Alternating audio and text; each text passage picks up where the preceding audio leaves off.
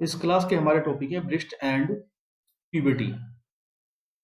Breast एक topic तो ये रहेगा और सेकंड टॉपिक रहेगा प्यूबर्टी। ब्रेस्ट एंड प्यूबर्टी दो टॉपिक रहेंगे हमारे यहाँ पे।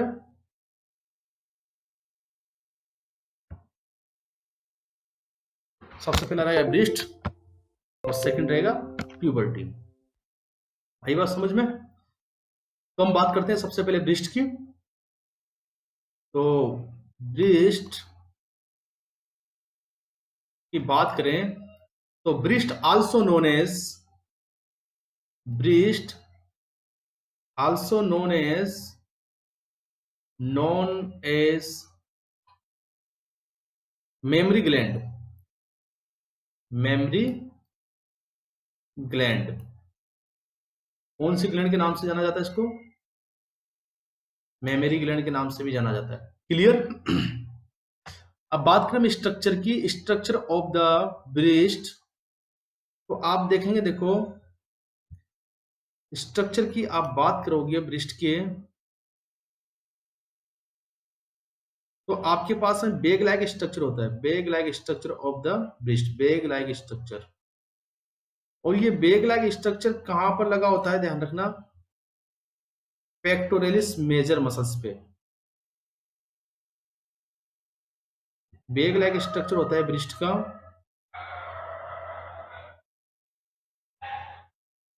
और ये जो है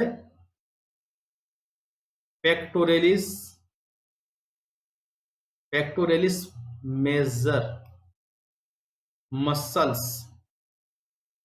पेक्टोरलिस मेजर मसल से अटैच होता है। पहली बात तो ये। दूसरी बात, इसके अंदर आप देखोगे इंटरनली साइड पे, तो इंटरनली साइड में यहां पे आपके देखो,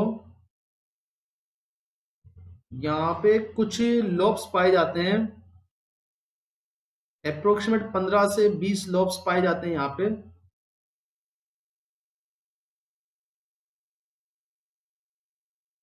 ये जो लोब्स होते हैं ये एक लिगामेंट के बने होते हैं और इस लिगामेंट का नाम है, एग्जाम के अंदर पूछ सकते हैं कि ब्रेस्ट के लोब किस लिगामेंट के बने होते हैं, तो उस लिगामेंट का नाम है कॉपर लिगामेंट। कॉपर लिगामेंट कहते हैं उन्हें। क्लियर? और ये जो लोब्स होते हैं 15 से 20 लोब्स, ये लोब्स आगे और डिवाइड हो जाते हैं और एल्विलाई बनाते हैं।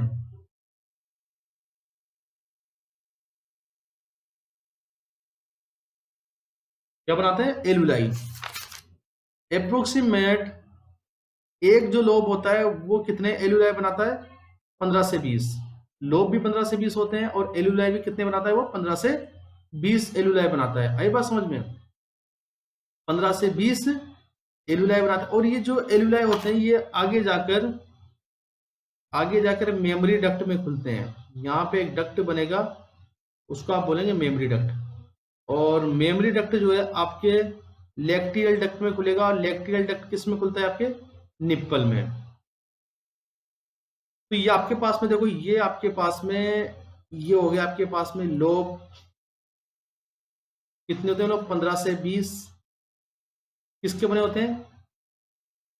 कॉपर लिगामेंट के। उसके बाद ये एल्विलाई, और एक लोब में कितने एल्विलाई? 15 से 20 एल्विलाई। और एल्विलाई कहां पे जाके खुलेगा? आपके मेमोरी डक्ट में। मेमोरी डक्ट के अंदर आके खुलेगा। और मेमोरी डक्ट जो है कहां पे आके खुलेगा? यहाँ पर। डक्ट का मतलब होता है ट्यूब लाइक स्ट्रक्चर, है ना, tube like structure. Memory duct खुलता है लैक्टियल डक्ट में।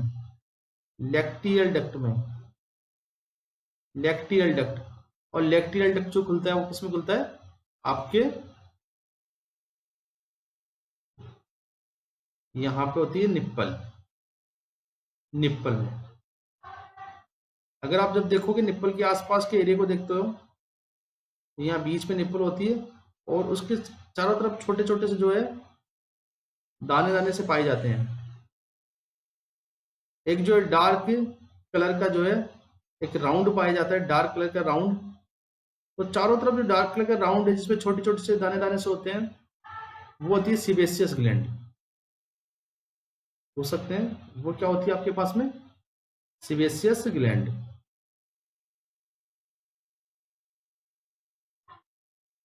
सीबेसियस ग्लैंड यहाँ ऊपर लिख रहा हूं।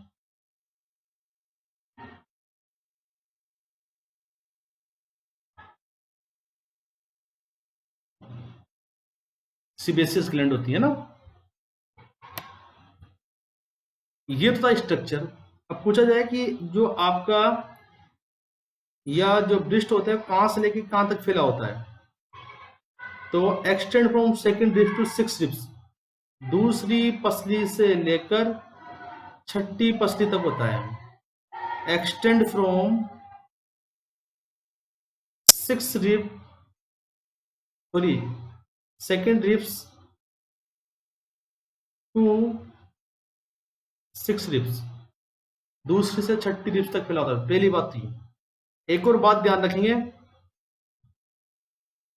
एग्जाम के अंदर पूछा जाएगा breast is a modified form of, तो इसका आंसर आपको देना है breast is a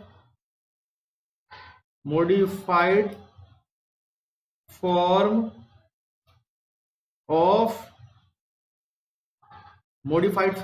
sweat gland. Sweat gland का मॉडिफाइड रूप है, ध्यान रखना। किससे बनी है ब्रिस्ट ग्लैंड? स्वेट ग्लैंड से। किससे बनी है? ब्रिस्ट ग्लैंड स्वेट ग्लैंड से। और ब्रिस्ट के काम क्या है? It is a milk formation organ, जो कि मिल्क का फॉर्मेशन करता है ना। तो ये तो था आपके पास में ब्रिस्ट के बारे में कि जो है ब्रिस्ट कहां से लेके कहां तक एक्सटेंड होता है, दूसरी पसली से लेके छठी पसली तक। कितने लोब होते हैं? 15 से 20 लोब। एलुलाई कितने? 15 से 20 एलुलाई। जो लोब होते हैं ब्रिस्ट के कौन से लिगामेंट के बने होते हैं? कॉपर लिगामेंट के। निपल के चारों तरफ पाए जाने वाले जो उबार होते हैं उनको क्या बोलते हैं? क्या होती है वो? Sebaceous gland. नेक्स्ट, जो आपके ब्रिस्ट होते हैं वो किसका मॉडिफाइड रूप है? किससे बने हैं वो? स्वेट ग्लैंड से। किससे बने? पसीने की जो ग्रंथियां होती है उससे बने हैं। स्वेट ग्लैंड का मतलब पसीने की ग्रंथियों से। नेक्स्ट बात करते हैं हम प्यूबर्टी के बारे में कि प्यूबर्टी क्या होती है। देखो, प्यूबर्टी का मतलब होता है starting of the secondary sex characteristics. Starting of the secondary sex characteristics. यहां पर हम फीमेल प्यूबर्टी की बात कर रहे हैं। तो अपने पास नेक्स्ट टॉपिक है female puberty. Female puberty. Female puberty की बात कर रहे हैं। फीमेल प्यूबर्टी किसे कहेंगे? Puberty indicate adulthood. Define as puberty define as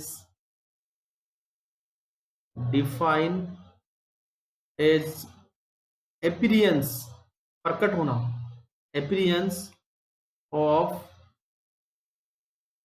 secondary sex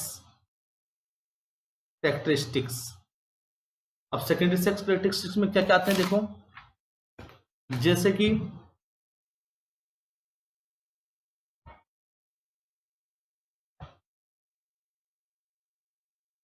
breast development,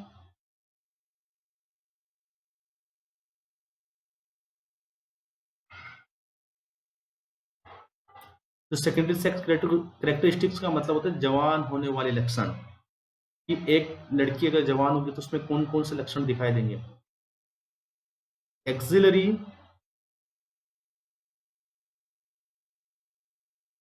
hair development,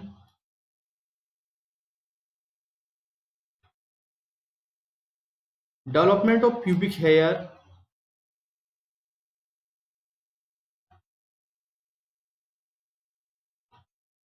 pubic hair and increased height and menarche। What is menarche? Exam के अंदर पूछते हैं, तो ये सबके बारे में हम पढ़ेंगे। देखो अभी तो सबसे पहले जो प्यूबर्टी के बारे में बताया था, सबसे पहले जो प्यूबर्टी के बारे में बताया था वो बताया था आपके टेनर और मार्शल ने, टेनर एंड मार्शल, इन्होंने सबसे पहले प्यूबर्टी के बारे में बताया, प्यूबर्टी का कॉन्सेप्ट दिया, प्यूबर्टी का कॉन्सेप्ट दिया इन्होंने सबसे पहले। इन्होंने बताया कि फीमेल के अंदर जो है प्यूबर्टी के मेनली 5 जो है, फीमेल्स के अंदर मेनली प्यूबर्टी के 5 कैरेक्टर्स होते हैं, जिनमें सबसे फर्स्ट बताया, first sign of puberty, very very important for your exam. First sign of puberty is breast development, breast development. और इस ब्रेस्ट डेवलपमेंट को क्या बोलेंगे आप मेडिकल टर्म में, इसको बोलेंगे थैलार्की।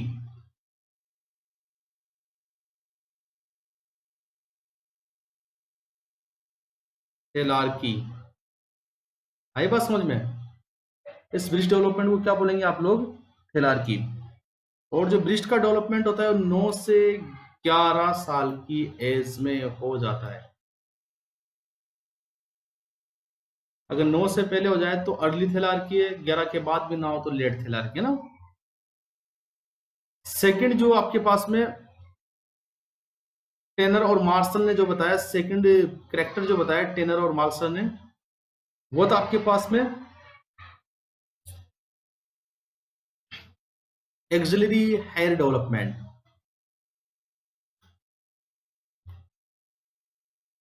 Axillary hair development, axillary hair development, और इसको बोलते हैं हम लोग एडिनार्की। ध्यान रखेंगे, एडिनार्की का मतलब क्या है, एक्सिलरी हेयर आना, एक्सिला में बाल उगना। तो सेकंड साइन ऑफ प्यूबर्टी या जवान होने का सेकंड लक्षण क्या है, एडिनार्की। और एडिनार्की जो होता है आपके मेनली कौन सी एज तक हो जाता है, 11 से 12 साल की एज में दिखना स्टार्ट हो जाते हैं एडिनार्की, एक्सिलरी हेयर। थर्ड आपके पास में pubic hair development, pubic hair development,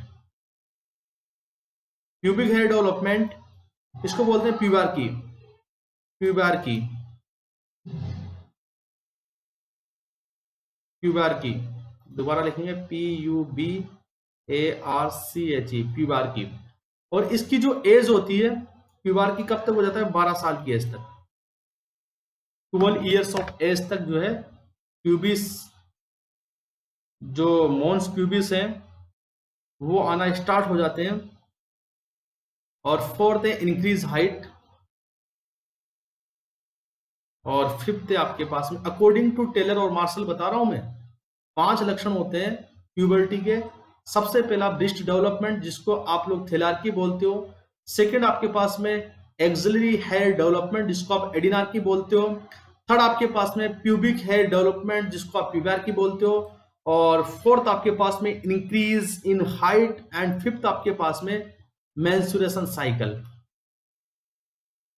menstruation cycle जिसको आप मीनार्की बोलते हो। Menarche is the first menstruation cycle.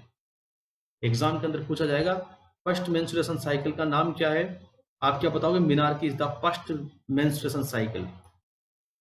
First menstruation cycle को क्या बोलते हैं, मीनार्की।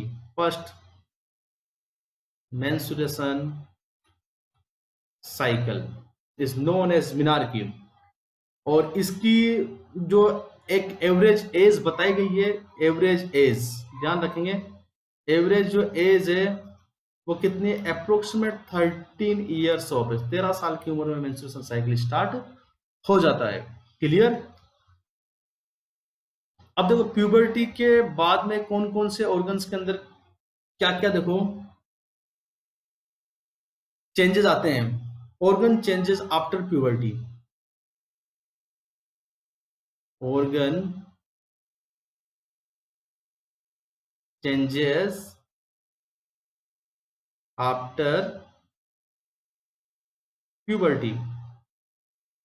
प्यूबर्टी के बाद में कौन कौन से चेंजेस आते हैं आपके?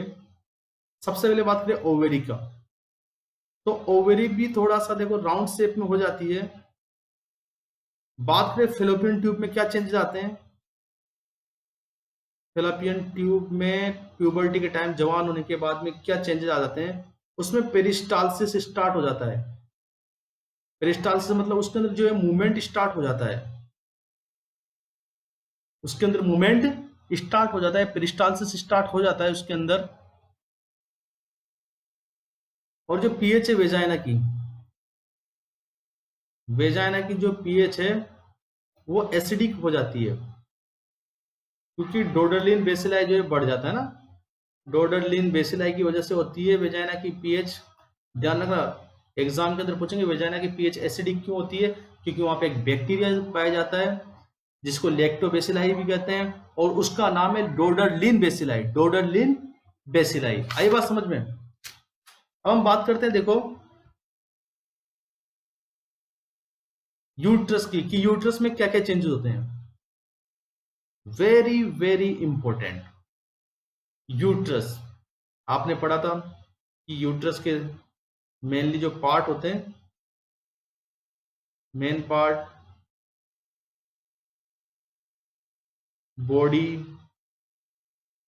Funds and cervix.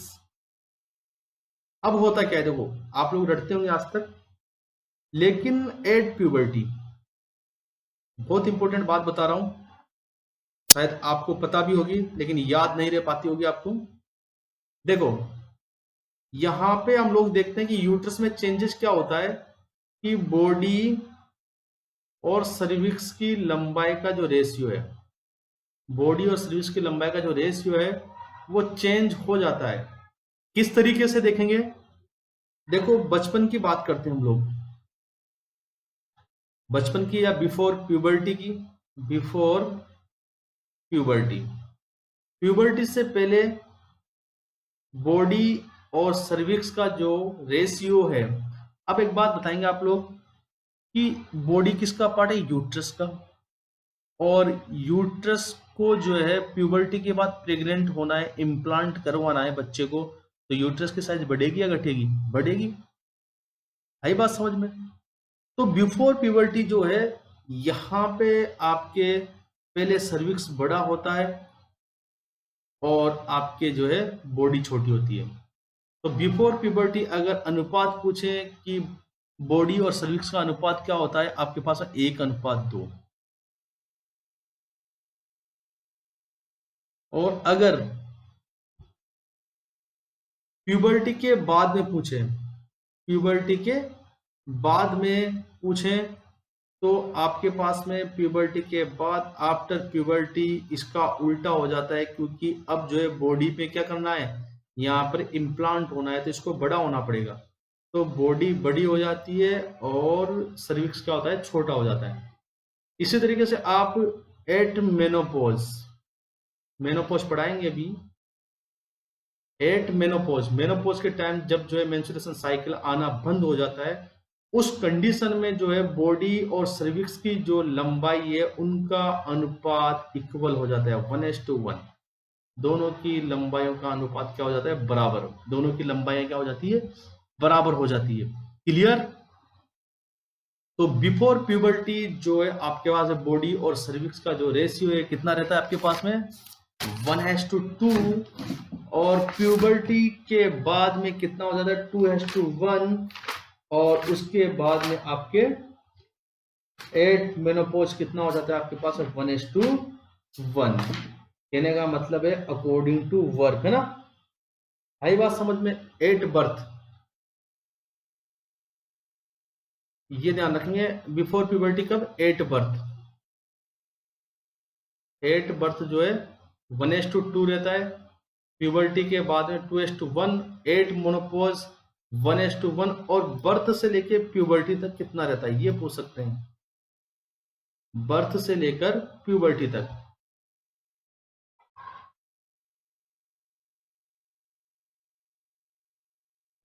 1:1।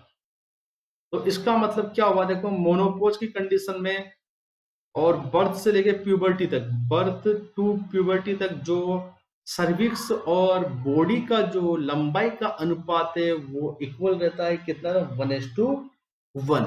ध्यान रखना एग्जाम के अंदर देखो, एक बार फिर देखेंगे तो बॉडी और सर्विक्स दोनों यूट्रस के पार्ट है। अकॉर्डिंग टू टाइम इन दोनों की लंबाइयों में चेंजेस होता रहता है और इनके लंबाइयों का जब हम अनुपात निकालते हैं तो हर समय अलग अलग अनुपात आता है। बात करें हम लोग बर्थ के टाइम पे, कोई फीमेल बेबी जो है उसकी बर्थ हुई है, उस टाइम पे अगर आप उसकी बॉडी और सर्विक्स, बॉडी किसकी बॉडी, यूट्रस की बॉडी, यूट्रस का जो पार्ट है बॉडी और सर्विक्स की जो लंबाई है उसका जब रेशियो निकालोगे एट बर्थ, तो उस टाइम पे सर्विक्स बड़ा होगा और बॉडी छोटी होगी। और उस टाइम पे जो है आपके एट बर्थ का जो आप अगर अनुपात निकालोगे तो कितना आएगा, 1:2, 1:2। आपके जो है 1:2 उस टाइम बॉडी छोटी और सर्विक्स क्या हो, बड़ा। फिर बर्थ से लेके, एक बार फिर देखो समझा रहा हूं, बर्थ से लेकर प्यूबर्टी तक, प्यूबर्टी तक जो है बॉडी ऑफ यूट्रस और सर्विक्स ऑफ यूट्रस उन दोनों के बीच में कितना अनुपात होता है, 1:1। क्लियर। उसके बाद आफ्टर प्यूबर्टी की बात करेंगे हम लोग, आफ्टर प्यूबर्टी तो आपके अब जो है सर्विक्स छोटा हो जाएगा, यूट्रस बड़ा हो जाएगा, क्योंकि उसको इम्प्लांट करना है, उसमें बच्चे का डेवलपमेंट होना है जवान होने के बाद में, तो 2:1 हो जाएगा। और जब आपके मेंस्ट्रुएशन आना बंद हो जाए, आफ्टर मेंस्ट्रुएशन, आफ्टर मेंस्ट्रुएशन जब आपके मेंस्ट्रुएशन आना बंद हो जाए तो उसको बोलते हैं आफ्टर मेनोपॉज, मेनोपॉज की कंडीशन बोलते हैं। मेनोपॉज हो जाए तो उस कंडीशन में आपके बॉडी और सर्विक्स का जो रेशियो होता है वो 1:1 रहता है। ये चीज याद रखेंगे, बहुत इंपॉर्टेंट है। उसके बाद बात करते हैं हम लोग disorder of puberty, disorder of puberty, disorder of puberty. देखो यहां पर दो टाइप के आपके डिसऑर्डर हो सकते हैं, एक तो आपके पास है प्रीकोशियस प्यूबर्टी, एक आपके पास में डिलेड प्यूबर्टी। प्रीकोशियस, प्रीकोशियस मतलब पहले हो जाना प्यूबर्टी, प्रीकोशियस प्यूबर्टी जल्दी जवान हो जाना, और एक डिलेड प्यूबर्टी, लेट जवान होना। तो प्रीकोशियस प्यूबर्टी को आप कैसे डायग्नोस करोगे, कैसे पता करोगे कि ये जो है प्यूबर्टी प्रीकोशियस है, ये प्यूबर्टी जो है डिलेड है। तो देखो अगर अगर ब्रेस्ट डेवलपमेंट 8 साल की उम्र के पहले हो जाए, कहने का मतलब थिलारके जो है, थिलारके का मतलब ब्रेस्ट का डेवलपमेंट, अगर ब्रेस्ट का डेवलपमेंट 8 साल के पहले हो जाए तो उसको बोलते हैं प्रीकोशियस प्यूबर्टी। या फिर सेकंड चीज, अगर फर्स्ट मेंस्ट्रुएशन साइकिल 10 साल की उम्र के पहले हो जाए,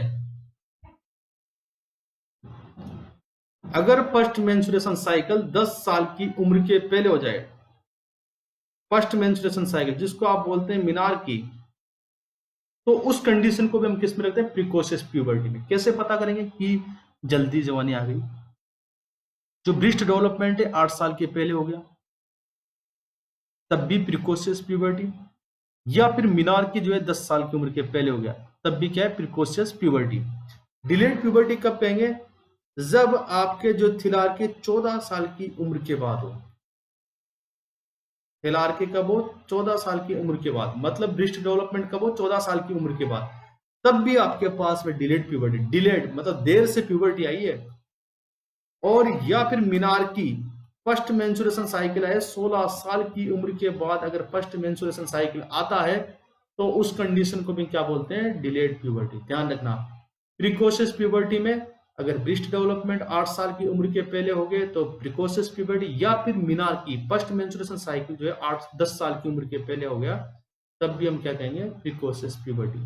डिलेड प्यूबर्टी कब कहेंगे, ब्रेस्ट डेवलपमेंट जो है 14 साल की उम्र के बाद हो, या फिर फर्स्ट मेंस्ट्रुएशन साइकिल 16 साल की उम्र के बाद आए, तो हम कहेंगे डिलेड प्यूबर्टी।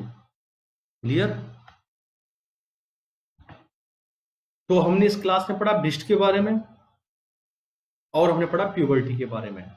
प्यूबर्टी के बारे में सबसे पहले कौन से साइंटिस्ट ने बताया? टेलर एंड मार्शल ने। आई बात में, first sign of the puberty is थेलार्की।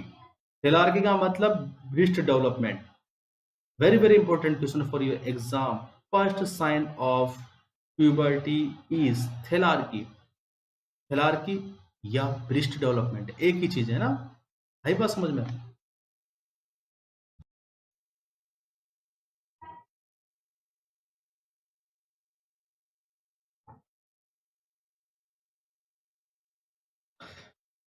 इस क्लास का हमारा टॉपिक है menopause. Very very important topic for your exam. Menopause. Menopause, pose का मतलब रुक जाना। पढ़ा हुआ आप लोगों ने ना, पोज, मेनोपॉज। पोज का मतलब रुक जाना, पोज कर देना, रोक देना।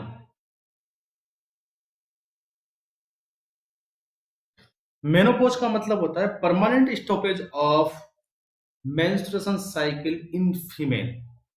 Permanent stoppage of menstruation cycle in female. Permanent stoppage of menstruation cycle in female. Menopause का मतलब होता है परमानेंट, परमानेंट लिखेंगे साथ के साथ,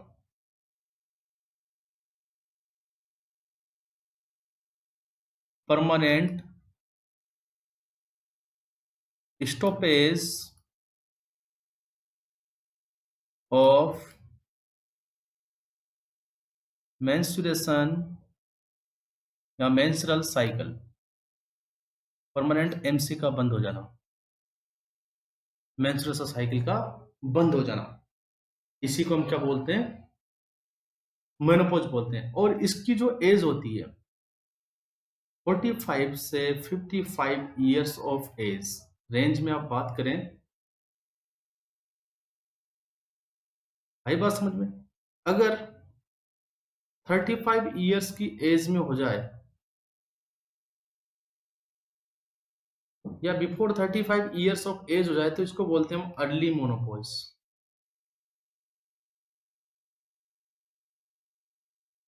और 55 इयर्स के बाद में अगर मेंस्ट्रुएशन साइकिल आना बंद हो, तो उसको बोलते हैं लेट मेनोपॉज।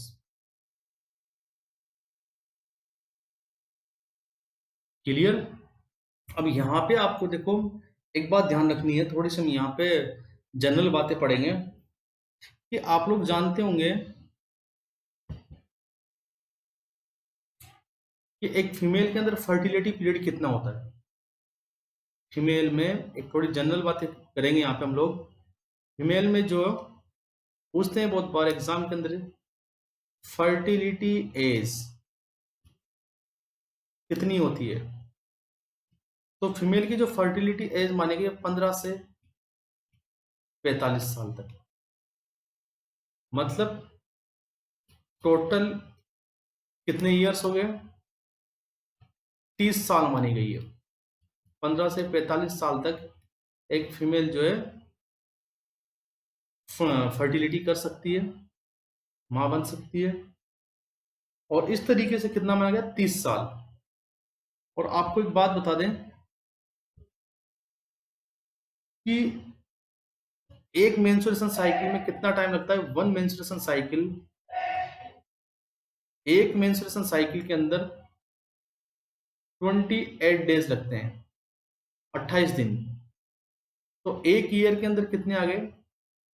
एक ईयर के अंदर कितने मेंस्ट्रुएशन साइकिल आ जाएंगे? 13 मेंस्ट्रुएशन साइकिल पर ईयर। अब एक साल में 13, तो 30 साल में कितने होंगे? तो 30 को 13 से गुना कर देंगे, मल्टीप्लाई कर देंगे, 390। लेकिन हम यहाँ पे जो राउंड फिगर में लेते हैं कि एक साल के अंदर किसी महिला को कितने मेंस्ट्रुएशन साइकिल होते हैं? एक साल में, सॉरी, एक साल के अंदर 13, और टोटल लाइफ में total menstruation cycle, total menstruation cycle कितने होते हैं? 400। 390 को क्या किया हम लोगों ने, राउंड फिगर में लिया। 400 menstruation cycle in whole life, पूरी लाइफ में कितने मेंस्ट्रुएशन साइकिल होते हैं? 400। तो ये बात ध्यान रखेंगे, ये जनरल बातें हैं। वापस अपने टॉपिक पे आते हैं हम लोग। टॉपिक क्या था? मेनोपॉज। मेनोपॉज का मतलब है permanent stoppage of menstruation cycle. Permanent stoppage of menstruation cycle, यही बात समझ में। तो आपके पास में एज ऑफ मेनोपॉज की बात करें हम लोग, तो एज कितनी होती है मेनोपॉज की आपके पास में? 45 से 55 साल के बीच में मेनोपॉज हो सकता है। और ध्यान रखेंगे, मेनोपॉज होने के बाद में ओनली एस्ट्रोजन फर्स्ट ही आपके ब्लड के अंदर पाया जाएगा। E1 को बोलते हैं एस्ट्रोजन फर्स्ट, इसका नाम है एस्ट्रियोन।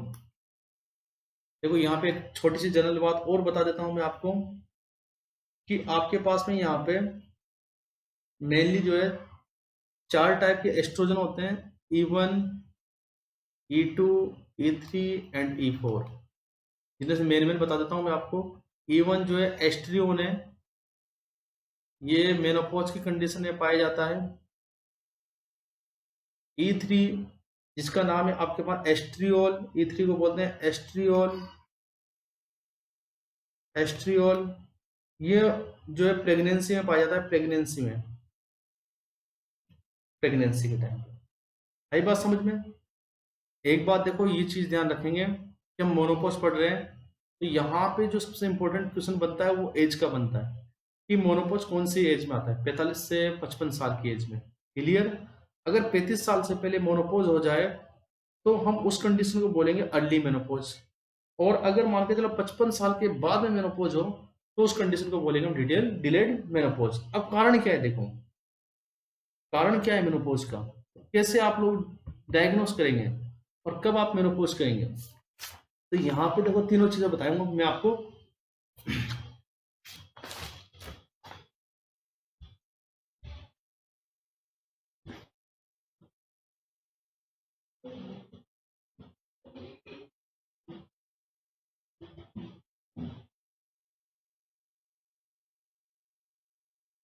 उससे पहले आप एक बात देखेंगे कि अर्ली मेनोपॉज कौन सी फीमेल्स में पाया जाता है। अर्ली मेनोपॉज कौन सी फीमेल्स में ज्यादा पाया जाएगा? Before 35 years of age, stoppage of menstruation cycle is known as early menopause. malnourished हो या फिर स्मोकर हो, इन टाइप की फीमेल्स के अंदर अर्ली मेनोपॉज पाया जाता है, मालनरिश्ड और स्मोकर फीमेल्स में। अब बात करते हैं कोज ऑफ मेनोपॉज या फिजियोलॉजी ऑफ मेनोपॉज।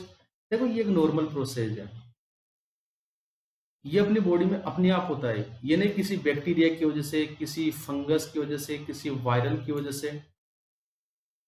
ये हमारी बॉडी के अंदर 45 to 55 ईयर्स ऑफ एज में अपने आप होना स्टार्ट हो जाता है। लेकिन अपने आप भी कैसे होता है वो बात करते हैं हम लोग। तो main cause of menopause in female, main cause क्या है, क्यों होता है आखिर? Main cause of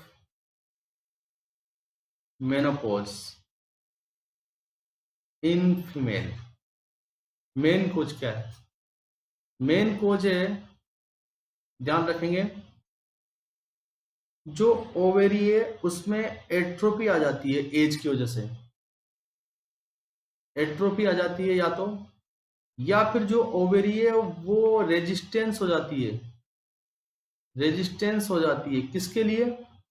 follicle stimulating hormone जो आपके एंटीरियर पिट्यूटरी ग्लैंड से निकल रहा है। तो इसकी वजह से ओवेरी रेजिस्टेंस हो गई या ओवेरी एट्रोपी हो गई, इसकी वजह से जो है एस्ट्रोजन का अमाउंट कम हो जाता है, डिक्रीज एस्ट्रोजन लेवल। अब आप कहोगे सर इससे जो है एस्ट्रोजन का क्या संबंध है? इधर देखिए, ओवेरी के अंदर क्या बनता था? फॉलिकल्स बनते थे, और फॉलिकल्स किस में कन्वर्ट होता था? मैच्योर फॉलिकल्स में। आपने मेंस्ट्रुएशन साइकिल में पढ़ा। और मैच्योर फॉलिकल्स कौन सा हार्मोन निकालता था? एस्ट्रोजन। तो जब ओवेरी एट्रोफी हो जाएगी, ओवेरी श्रिंकेज हो जाएगी, एट्रोफिड हो जाएगी या ओवेरी रेजिस्टेंस हो जाएगी फॉलिकल स्टिमुलेटिंग हार्मोन के लिए, तो फॉलिकल्स का डेवलपमेंट नहीं हो पाएगा। जब फॉलिकल्स का डेवलपमेंट नहीं होगा, फॉलिकल्स का विकास ही नहीं होगा, तो फॉलिकल्स एस्ट्रोजन हार्मोन कहाँ से निकालेंगे?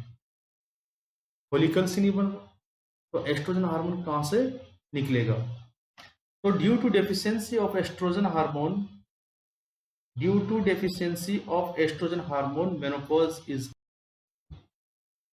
Due to deficiency of estrogen hormone menopause is occur. आप देखोगे, देखो अगर नॉर्मल वैल्यू की बात करूं मैं एस्ट्रोजन हार्मोन की, तो नॉर्मल एस्ट्रोजन लेवल होता है आपके पास में, अगर नॉर्मल एस्ट्रोजन लेवल की बात करें हम लोग बिफोर एज ऑफ 45 ईयर्स, 50 से 30 300 पिक्रोग्राम, पिक्रोग्राम, पिक्रोग्राम 50 से 30 पिक्रोग्राम। और मेनोपॉज के टाइम पे ये घटकर कितना रह जाता है? 50 से 300 से सीधा ये 10 से 20 पिक्रोग्राम रह जाता है। 10 से 20 पिक्रोग्राम रह जाता है। ये पिक्रोग्राम का मतलब होता है 10 की घात -12 ग्राम। तो due to deficiency of estrogen follicles जो है प्रॉपर मैच्योर नहीं हो पाते, not follicle, due to deficiency of estrogen, estrogen की कमी की वजह से क्या होगा? सॉरी, एस्ट्रोजन का काम क्या होता है जो ओवरी से निकलते हैं? यूट्रस को ये प्रिपेयर नहीं कर पाएगा, uterus is not prepared, uterus prepare नहीं होगा। और आपके पास में क्या होगा? देखो यहाँ पे एस्ट्रोजन की कमी है, एक बार फिर देखेंगे, देखो ध्यान से, यूट्रस प्रिपेयर नहीं होगा। दूसरी बात, ओवेरी का एट्रोफी हो गई, ओवेरी की, तो ओवेरी की एट्रोफी हो गई या ओवेरी जो है एफएसएच के लिए रेजिस्टेंस हो गई, तो यहाँ पे ग्राफियन फॉलिकल्स नहीं बनेगी, ग्राफियन फॉलिकल्स नहीं बनेगा। जब ग्राफियन फॉलिकल्स नहीं बनेगा तो ओवम भी नहीं बनेगा, ओवम नहीं बनेगा तो ओवुलेशन भी नहीं होगा। और जब ओवुलेशन ही नहीं होगा तो आपके पास में एक तो यूट्रस भी तैयार नहीं हुआ एस्ट्रोजन की कमी की वजह से। क्यों एस्ट्रोजन की कमी क्यों आई? क्योंकि फॉलिकल्स नहीं बने, ग्राफियन फॉलिकल्स नहीं बने, उसकी वजह से क्या हो गया? एस्ट्रोजन की कमी आ गई। तो एस्ट्रोजन की कमी आ गई तो यूट्रस भी तैयार नहीं होगा, और ग्राफियन फॉलिकल्स नहीं बना तो आपके ओवुलेशन भी नहीं होगा। जब ओवुलेशन भी नहीं हुआ और यूट्रस भी तैयार नहीं हुआ तो इस कंडीशन में जो है आपके मेंस्ट्रुएशन साइकिल नहीं होगा। और इस कंडीशन को आप क्या बोलोगे? अगर मेंस्ट्रुएशन साइकिल लगातार 6 मंथ तक नहीं होता है, देखो आप कब कहोगे मेनोपॉज? मेनोपॉज की कंडीशन कब कहोगे? जब मेंस्ट्रुएशन साइकिल लगातार 6 मंथ तक नहीं होता, या दूसरी कंडीशन, या 1 साल से, पिछले 1 साल से इर्रेगुलर मेंस्ट्रुएशन साइकिल है। तो ये दोनों कंडीशन किसको शो करती है? आपके मेनोपॉज को, कि उसके जो है ओवेरी एट्रोफी हो चुकी है और उसकी ओवेरी जो है फॉलिकल स्टिमुलेटिंग हार्मोन के लिए रेजिस्टेंस हो चुकी है। अब जब फॉलिकल स्टिमुलेटिंग हार्मोन के लिए रेजिस्टेंस हो चुकी है या ओवरी एट्रोफी हो चुकी है, तो ओवरी में जो है ग्राफिन फॉलिकल नहीं बनेगा, और ग्राफिन फॉलिकल नहीं बनेगा तो एक तरफ तो ओवुलेशन भी नहीं होगा और एक तरफ ग्राफिन फॉलिकल नहीं बनेगा तो एस्ट्रोजन की क्या आ जाएगी? कमी। और एस्ट्रोजन की कमी की वजह से यूट्रस भी प्रिपेयर नहीं होगा, और इस कंडीशन में क्या होगा? आपके मेंस्ट्रुएशन साइकिल नहीं होगा। तो जब ओवुलेशन नहीं होता है तो उस कंडीशन को हम क्या बोलते हैं? एनओवुलेशन। ध्यान रखना, ओवुलेशन नहीं होना मतलब एनओवुलेशन। मोनोपॉज की कंडीशन में एस्ट्रोजन की कमी की वजह से यूट्रस तैयार नहीं होता और ग्राफिन फॉलिकल नहीं बनता। देखो ग्राफिन फॉलिकल नहीं बनने की वजह से 2 कंडीशन आती है। एक तो एस्ट्रोजन की कमी आ गई, एक ओवुलेशन भी नहीं हुआ। एक तो एस्ट्रोजन की कमी आ गई, एक एन ओवुलेशन। एन ओवुलेशन का मतलब एब्सेंसी ऑफ ओवुलेशन। क्लियर। बात करते हैं हम लोग, देखो, हार्मोनल इफेक्ट या hormonal changes after menopause. Hormonal changes after menopause. Menopause के बाद क्या क्या हार्मोनल चेंजेस होते हैं? सबसे पहले बात करते हैं, एग्जाम के अंदर पूछेगा आपसे एस्ट्रोजन का क्या होता है। एस्ट्रोजन ग्राफिन फॉलिकल ही नहीं बन रहा तो एस्ट्रोजन क्या हो जाएगा? कम हो जाएगा। सबसे पहली बात ये ध्यान रखेंगे। सेकंड बात, ये भी बहुत इंपॉर्टेंट है, एफएसएच और एलएच का क्या हुआ? तो आपकी ओवेरी जो है एफएसएच और एलएच के लिए क्या हुई? रेजिस्टेंट हो गई। तो एफएसएच और एलएच क्या होगा? काम में नहीं आएगा, रेजिस्टेंस हो गई।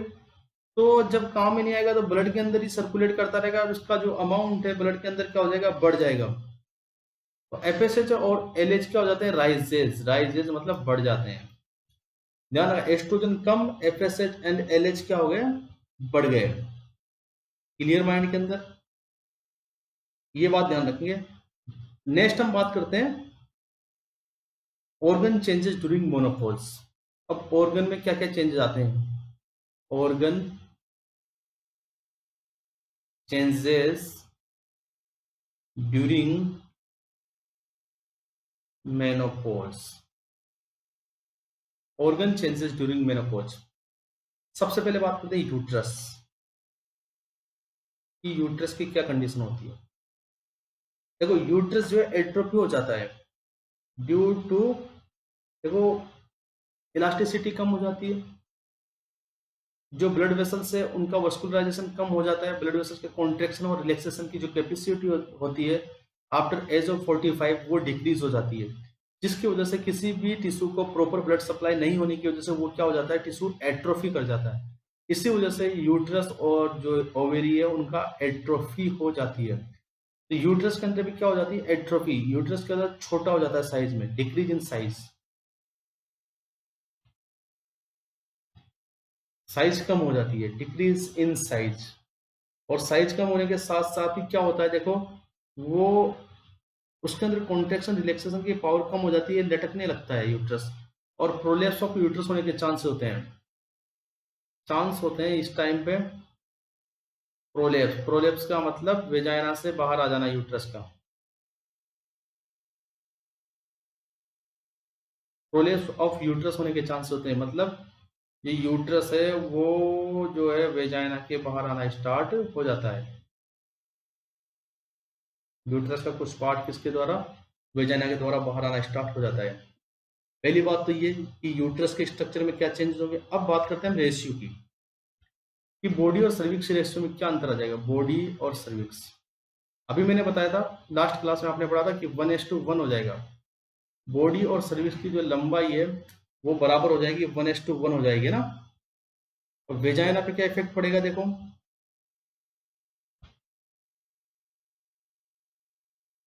वेजाइना, डोडरलिन बेसिलाई या लैक्टिक बेसिलाई कम हो जाएगा। डोडरलिन बेसिलाई या लैक्टिक बेसिलाई कम होने की वजह से जो एसिडिक पीएच थी वो किस में कन्वर्ट हो जाएगी? एल्केलाइन पीएच में। तो मोनोपोज के बाद में जो है पीएच कैसी हो जाती है वेजाइना की? एल्केलाइन। चौथा देखो, नेक्स्ट, वेजाइना के बाद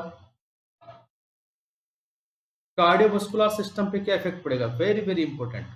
एक मेनोपॉज वाली महिला पे सबसे ज्यादा इफेक्ट पड़ता है कार्डियोवास्कुलर सिस्टम। कारण कारण ये कि जो एस्ट्रोजन होता है, सबसे पहले नॉर्मल कंडीशन में क्या होता है? देखो, ध्यान से समझेंगे। नॉर्मल कंडीशन में एस्ट्रोजन जो है LDL, low density lipoprotein, low density density lipoprotein, low density lipoprotein को किस में कन्वर्ट करता है? हाई डेंसिटी लिपोप्रोटीन में, वो एचडीएल में कन्वर्ट कर देता है। और एचडीएल जो है हमारी बॉडी के लिए जो है, एचडीएल हमारी बॉडी के लिए लाभदायक है। जबकि एलडीएल हमारी बॉडी के लिए हानिकारक है। इसको शरीर से बाहर निकलना जरूरी है। तो एस्ट्रोजन क्या करता है, हानिकारक जो बैड कोलेस्ट्रॉल है उसको गुड कोलेस्ट्रॉल में चेंज करता है। एलडीएल को बैड कोलेस्ट्रॉल भी कहते हैं, बैड कोलेस्ट्रॉल, बुरी कोलेस्ट्रॉल। इसको किस में कन्वर्ट करता है, गुड कोलेस्ट्रॉल में, गुड कोलेस्ट्रॉल में कन्वर्ट करता है। लेकिन जैसे एस्ट्रोजन की कमी आ जाएगी, एस्ट्रोजन की डेफिशिएंसी हो जाएगी, तो आपके पास में क्या होगा, जो आपका कमी आने की वजह से जो आपका एलडीएल है, एलडीएल जो है एस्ट्रोजन की कमी की वजह से एलडीएल एचडीएल में कन्वर्ट नहीं हो पाएगा। एलडीएल जो है एचडीएल में कन्वर्ट नहीं हो पाएगा। जो बैड कोलेस्ट्रॉल है वो गुड कोलेस्ट्रॉल में कन्वर्ट नहीं हो पाएगा। और ये जो कोलेस्ट्रॉल है, बैड कोलेस्ट्रॉल जो है आपके ब्लड वेसल्स की दीवारों पे जमता रहेगा। और मेनली आपकी जो हार्ट की कोरोनरी आर्टरी है, हार्ट की कोरोनरी आर्टरी में जमना स्टार्ट हो जाएगा। कोरोनरी आर्टरी वो आर्टरी है जो कि आपके हार्ट को ब्लड सप्लाई करती है। हार्ट की कोरोनरी आर्टरी में डिपॉजिट होना स्टार्ट हो जाएगा, कोरोनरी आर्टरी में डिपॉजिट होना स्टार्ट हो जाएगा। और आपको पता है कि कोरोनरी आर्टरी के अंदर फेट का जम जाना क्या कहलाता है, coronary atherosclerosis, CAD, coronary atherosclerosis.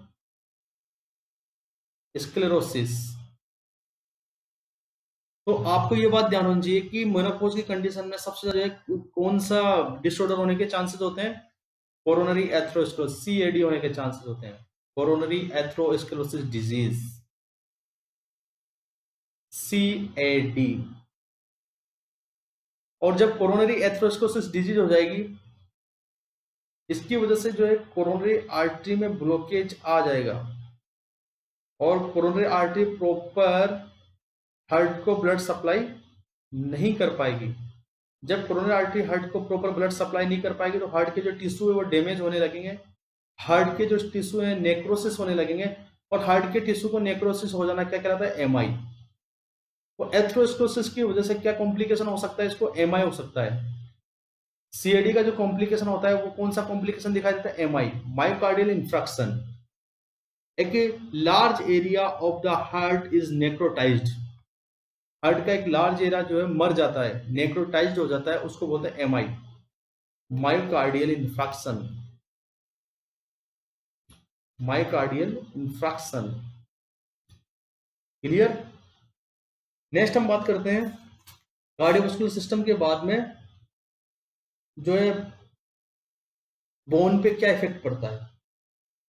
देखो HDL LDL के बारे में मैं आपको बताऊंगा, हार्ट में पढ़ेंगे तब। यहाँ पे भी थोड़ा सा बता देता हूँ, देखो एक बार फिर देख लेंगे। LDL जो है लो डेंसिटी लिपोप्रोटीन और HDL जो है high density lipoprotein. Low density lipoprotein को बैड कोलेस्ट्रॉल कहते हैं, बैड बुरा कोलेस्ट्रॉल है ये कोलेस्ट्रॉल, और इसको गुड कोलेस्ट्रॉल कहते हैं।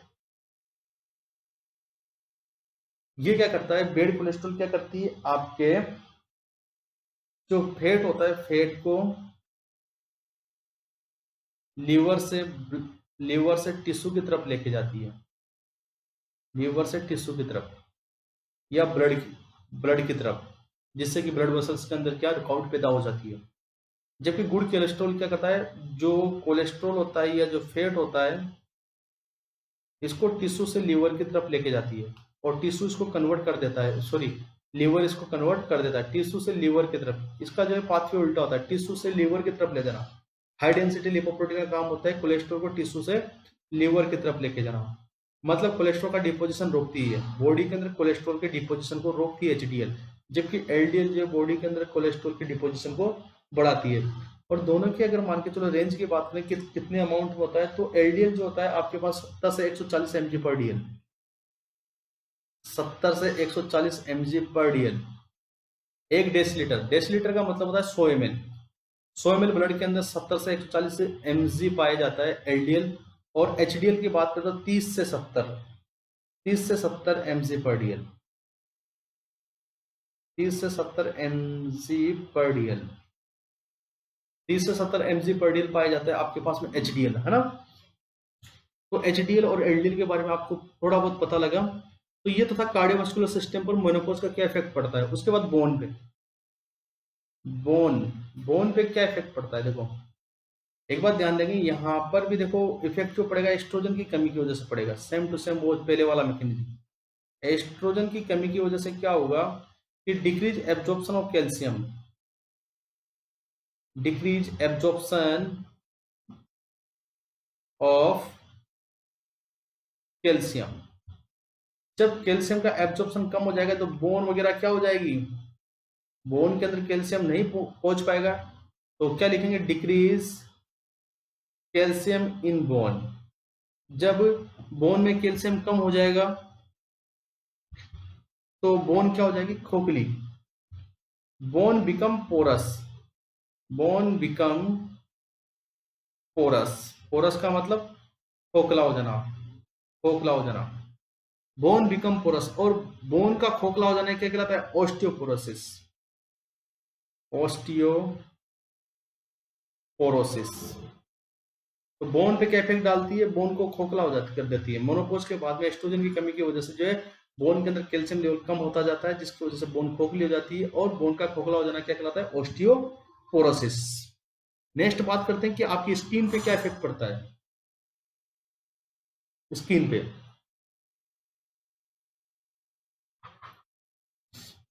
एस्ट्रोजन की कमी की वजह से क्या होता है, देखो यहां पर भी देखो मेन रोल यही है, एस्ट्रोजन की कमी की वजह से, एस्ट्रोजन की कमी की वजह से जो है कोलेजन फाइबर की कमी आ जाती है। कोलेजन फाइबर, और कोलेजन फाइबर वे फाइबर होते हैं जो कि हमारी स्किन की इलास्टिसिटी को बनाए रखते हैं। कोलेजन फाइबर वे फाइबर होते हैं जो कि हमारी स्किन की इलास्टिसिटी को बनाए रखते हैं, और कोलेजन फाइबर की कमी आने की वजह से इलास्टिसिटी क्या हो जाती है, कम। Decrease elasticity of the, elasticity of skin, skin की इलास्टिसिटी कम हो जाती है, स्किन की इलास्टिसिटी कम हो जाती है। क्लियर। अब बात करते हैं sign and symptoms of menopause. Sign and symptoms of menopause, menopause के बाद में कौन कौन से साइन सिम्टम्स दिखाई देते हैं, sign and symptoms of menopause.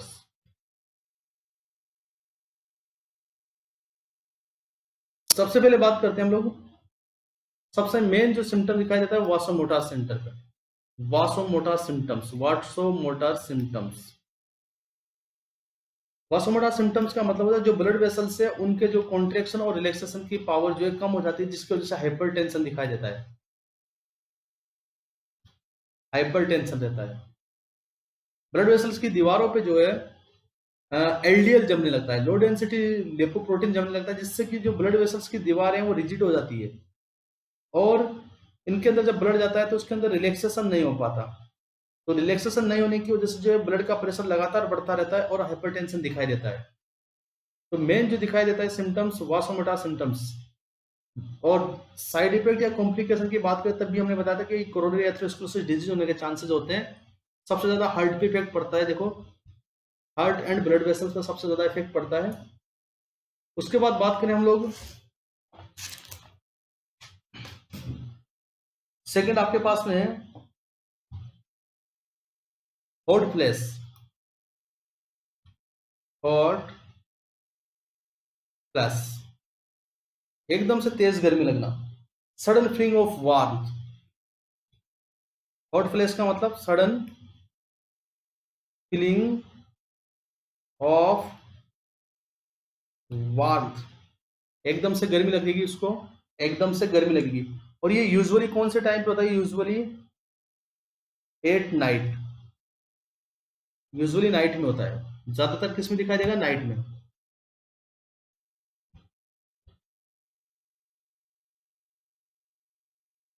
Hot place का मतलब है एकदम से तेज गर्मी लगना, और कब दिखाई देगा, नाइट में। बहुत छोटे समय के लिए होता है, शॉर्ट ड्यूरेशन होती है, ऐसा नहीं कि 1 घंटे के लिए, तो कुछ मिनटों के लिए शॉर्ट ड्यूरेशन होती है इसकी। शॉर्ट ड्यूरेशन के लिए दिखाई देता है, कुछ समय के लिए दिखाई देता है आपके पास में। और साथ साथ में क्या होने लगता है, देखो एक्सेसिव स्वेटिंग होने लगती है, डायफोरेसिस, डायफोरेसिस होने लगता है इसमें। डायफोरेसिस का मतलब ध्यान रखेंगे, गर्मी लगने की वजह से एक्सेसिव स्वेटिंग आती है। एक्सेसिव स्वेटिंग को मेडिकल टर्म में क्या बोलते हैं, डायफोरेसिस। डायफोरेसिस होने लगेगा, क्या होने लगेगा, डायफोरेसिस। तो ये तो थे हॉट प्लस के, हॉट फ्लैश के क्लिनिकल सिम्टम्स की, क्या क्या सिम्टम्स दिखाई देते हैं हॉट फ्लैश के अंदर। हॉट फ्लैश एक ग्रुप ऑफ सिम्टम्स है कि एकदम से गर्मी लगना रात के टाइम पे, जिसकी वजह से क्या होगा, डायफोरेसिस होगा। और इसको रोकने के लिए एक मेडिकेशन दी जाती है, एग्जाम के अंदर बहुत बार पूछते हैं कि medication of hot flash in menopause condition, उसको लिखेंगे कोलिनिडीन। कोलिनिडीन कौन सी ड्रग्स दी जाती है हॉट फ्लैश को रोकने के लिए, कोलिनिडीन, है ना। उसके बाद बात करें हम जेनेटो यूरिनरी सिस्टम पे क्या सिम्टम्स दिखाई देते हैं। Genito urinary system, jenny genito urinary से रिलेटेड क्या क्या सिम्टम्स दिखाई देते हैं। देखो देखो एक बात बता दें, यहाँ पर जो है आपने पढ़ा होगा कि वेजाइना की एट्रोफी हो जाती है, एट्रोफीड वेजिनाइटिस दिखाई देता है। वेजिनाइटिस मतलब इन्फ्लेमेशन ऑफ द वेजाइना, जिसकी वजह से डिस्पेरियूनिया होता है। Dyspareunia very very important term, exam के अंदर पूछ सकते हैं, व्हाट इज डिस्पेरियूनिया। डिस्पेरियूनिया का मतलब होता है painful sexual intercourse, painful sexual intercourse, sex के समय पेन होना।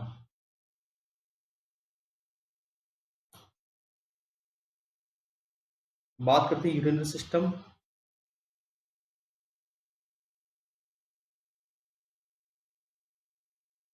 यूरिनरी सिस्टम पे क्या इफेक्ट होता है, increase urinary urgency, increase urinary urgency. क्या होता है, देखो यहाँ पर जो है ज्यादातर स्ट्रेस इनकंटिनेंस दिखाई देता है, छींकने पर, काशने पर। स्ट्रेस इनकंटिनेंस का मतलब छींकने और काशने पे जो है यूरिन पास आउट हो जाना। देखो बहुत सारी बातें भी सीखनी है। स्ट्रेस इनकंटिनेंस दिखाई देता है, इनकंटिनेंस, स्ट्रेस इनकंटिनेंस का मतलब होता है खांसने और छींकने पर जो है यूरिन पास आउट हो जाना, जोर से छींकने और कांसने पर यूरिन पास आउट, बाहर निकल जाना ड्यूरिंग ड्यूरिंग कफिंग और स्नीजिंग, कांसने और छींकने पर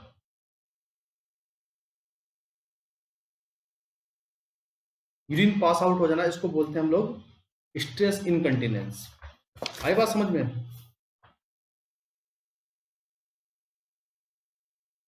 उसके बाद देखो जेनेटो यूरिनरी कुछ इन्फेक्शन दिखाई देते हैं मोनोपोज के टाइम पे, उन इन्फेक्शन के बारे में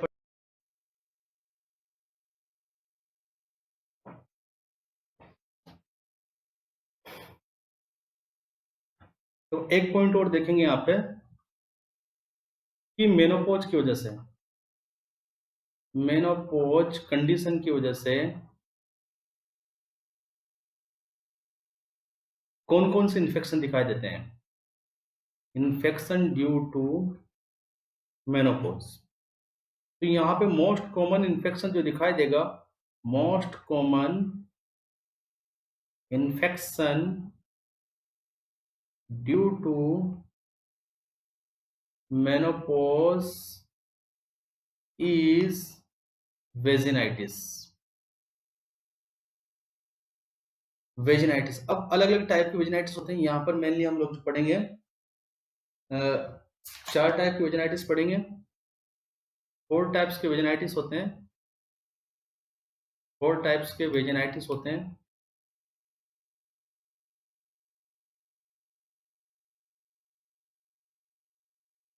तो मेनोपॉज की कंडीशन में कौन सा वेजिनाइटिस दिखाई देता है? विच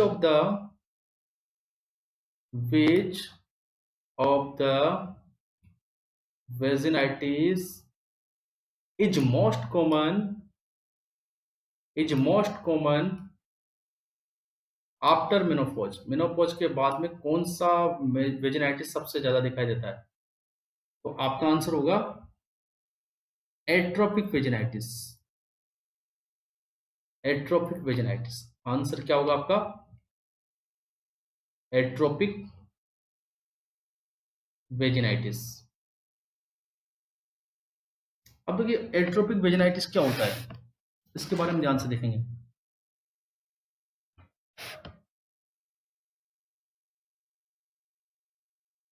एट्रोपिक वेजिनाइटिस पहला टाइप भी है वेजिनाइटिस का, एट्रोपिक वेजिनाइटिस। इसको सेनाइल वेजिनाइटिस भी कहते हैं, सेनाइल वेजिनाइटिस भी कहते हैं। सेनाइल का मतलब होता है एज रिलेटेड, एज रिलेटेड। ये कौन सी एज में? ओल्ड एज में होने वाला, सबसे ज्यादा होने वाला वेजिनाइटिस है। Most common vaginitis, most common vaginitis in old age, old age में होने वाला सबसे ज्यादा होने वाला वेजिनाइटिस। वेजिनाइटिस का मतलब inflammation of the vagina, infection of the vagina. Vaginitis का मतलब ध्यान रखना, इन्फेक्शन ऑफ वेजाइना। तो बुढ़ापे में होने वाला सबसे ज्यादा होने वाला वेजिनाइटिस है, सेनाइल वेजिनाइटिस भी बोलते हैं एट्रोपिक वेजिनाइटिस को। सेकंड आपके पास में है, सेकंड वेजिनाइटिस है आपके पास में trichomoniasis. Trichomoniasis very very important for exam. देखो सबसे पहली बात, most common seen in female, most common vaginitis in female. देखो ओल्ड एज के अंदर तो कौन सा था? एट्रोपिक वेजिनाइटिस। और अगर पूरी फीमेल्स की बात करें तो सारी फीमेल्स में सबसे ज्यादा होने वाला वेजिनाइटिस कौन सा है? एज का कोई इश्यू नहीं है। Most common vaginitis in female is trichomoniasis. Positive agent की बात करें कि कौन से पॉजिटिव एजेंट की वजह से होता है? पैरासाइट की वजह से। और उस पैरासाइट का नाम क्या है?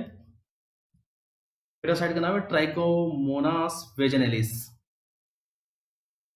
ट्राइकोमोनास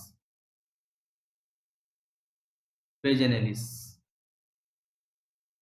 ट्राइकोमोनास वेजिनेलिस की वजह से। सिम्टम्स क्या क्या दिखाई देते हैं? देखो बहुत इंपॉर्टेंट टॉपिक है, ध्यान से पढ़ेंगे, वेरी वेरी इंपॉर्टेंट एग्जाम के लिए।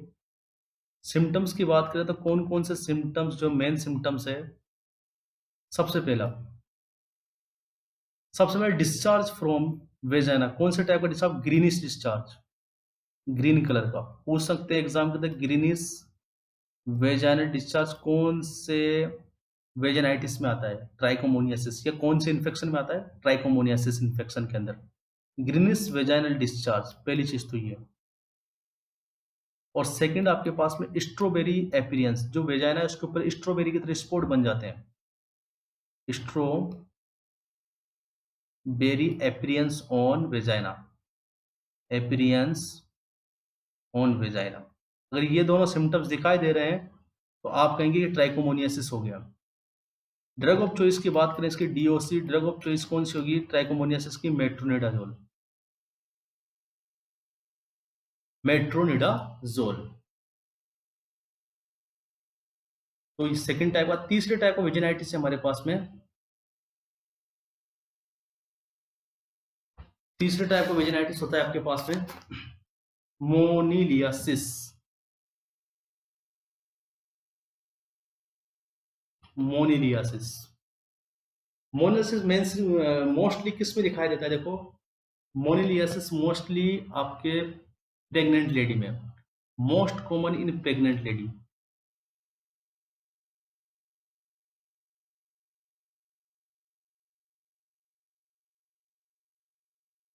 भाई बात समझ में? Most common in pregnant lady. Second बात ध्यान रखें, कॉजेटिव एजेंट की बात करें, इसका जो कॉजेटिव एजेंट है वो फंगस है। फंगस, कौन सा फंगस, क्या नाम है इसका? Candida albicans. और अगर सिम्टम्स की बात करें, मोस्ट कॉमन सिम्टम्स, तो हम इसको पहचानते हैं, देखो वेजाइनल सिक्रेशन की वजह से। तो यहाँ पर जो है गाढ़ा, थिक, दही की तरह का गाढ़ा curdy, thick white curdy discharge, thick curdy white discharge. एक काम के अंदर दही की तरह गाढ़ा डिस्चार्ज वेजाइना से कौन से डिजीज में आता है? मोनिलियासिस में। चौथा बात करें हम लोग, चौथे टाइप का वेजिनाइटिस है chlamydial vaginitis. Chlamydial vaginitis, chlamydial vaginitis. देखो क्लेमाइडियल वेजिनाइटिस किसकी वजह से होता है? बैक्टीरिया की वजह से, caused by bacteria, caused by bacteria. और कौन से बैक्टीरिया की वजह से? Chlamydial trachomatis. बैक्टीरिया का नाम क्या है? क्लेमाइडियल ट्रैकोमैटिस, क्लेमाइडियल ट्रैकोमैटिस की वजह से। अगर डिस्चार्ज की बात करें कि इसके अंदर डिस्चार्ज कैसा निकलता है वेजाइना से, कैसा सिक्रेशन निकलता है, तो ऑफेंसिव, ऑफेंसिव का मतलब बैड ऑर्डर का, ऑफेंसिव पस पस वाला, purulent, offensive purulent secretion from vagina. Offensive का मतलब होता है बैड ऑर्डर। कौन से टाइप की बैड ऑर्डर? फाउल स्मेलिंग होती है। फाउल स्मेलिंग का मतलब स्टूल की तरह की स्मेलिंग, इसके डिस्चार्ज में दिखाई देती है ना। अब एक बात ध्यान रखें क्लेमाइडिया से रिलेटेड, कि अगर इफ प्रेग्नेंट लेडी इन्फेक्टेड हो जाए from chlamydial infection,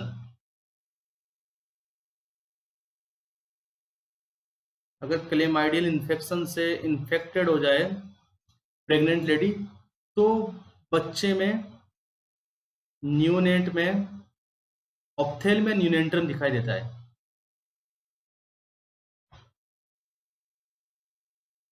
ऑप्थेलमिया, ऑप्थेलमिया न्यूनेंट्रम,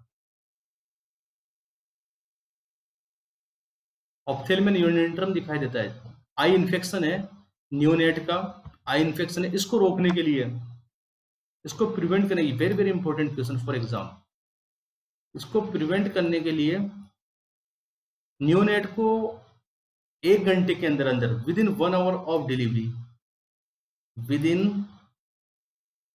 1 hour of delivery बच्चे को दी जाती है आई ड्रॉप। और मोस्ट कॉमन कौन सी आई ड्रॉप दी जाती है? देखो पूछेंगे एग्जाम के अंदर, most common eye drop used in ophthalmia neonatorum या to prevention of ophthalmia neonatorum. Most common eye drop, most common eye drop दी जाती है 1% टेट्रासाइक्लिन।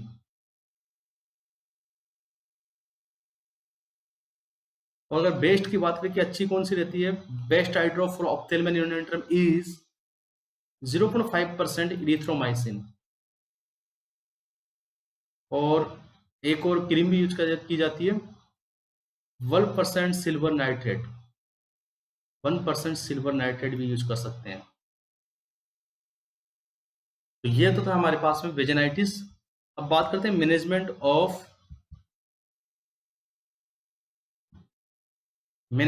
Of menopause, menopause.